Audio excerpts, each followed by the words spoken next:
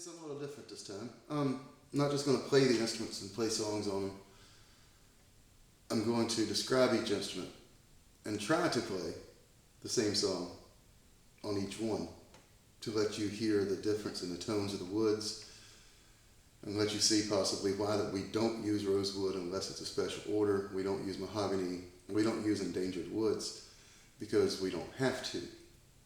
This area is very rich in gorgeous tone woods. This one in particular, number 91, has cherry back sides, cherry neck, and a cedar top. Now the cedar is not from here. The elevation here doesn't allow us to grow good spruces and cedars. But our cherries, our walnuts, our osage especially is really great. Locusts make great tone woods.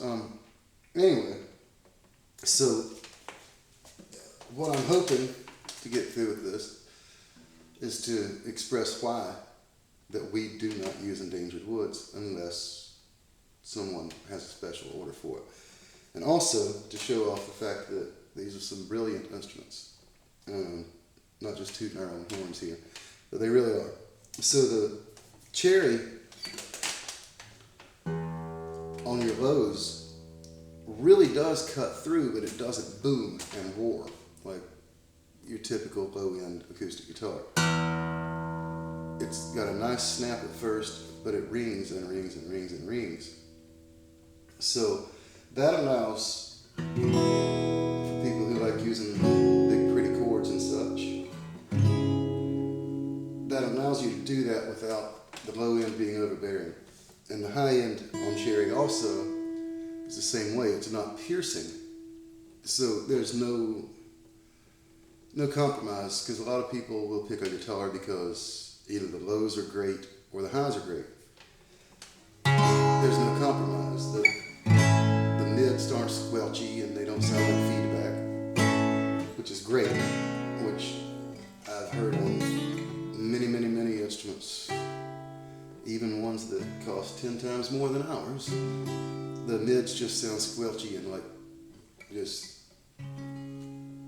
horrible at best. So anyway, so in case you're wondering what this nice little cherry guitar sounds like, it sounds like this.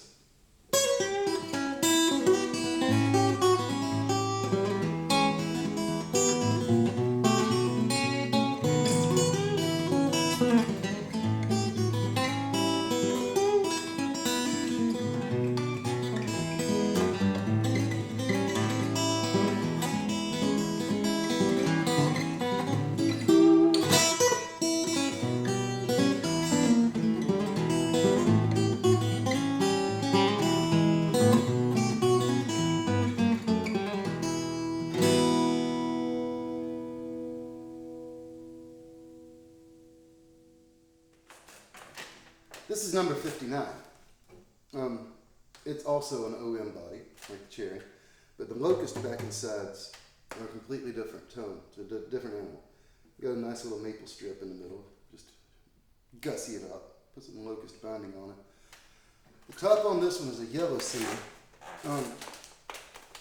Pretty. I love this tone of color, but anyway.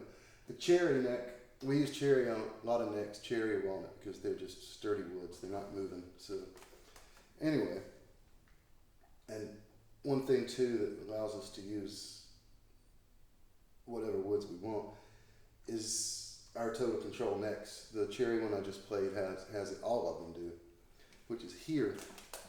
You can't really see it in the camera, so I'll bring it to you right here. We do not adjust our action with our truss rods. There is a truss in it, but we beg people, please not touch them. We have 2 carbide rods that run parallel to the truss on each side that connects to a pivot. And what we do, you turn a wrench here, and that adjusts the angle of the neck itself, opposed to bowing and baying your neck, because that's ridiculous.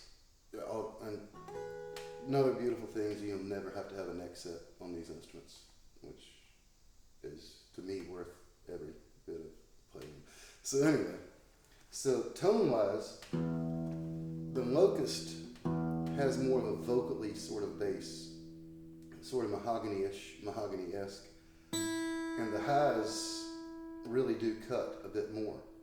So I generally will use a Locust for flat picking, but if you are going to finger pick, if you have a good heavy thumb, you're good to go. So anyway, which I do, I'm a little bit too heavy on the thumb. But anyway, it's a brighter tone. It's got the higher end of the overtones come out more with the Locust, I think, than cherry and walnut.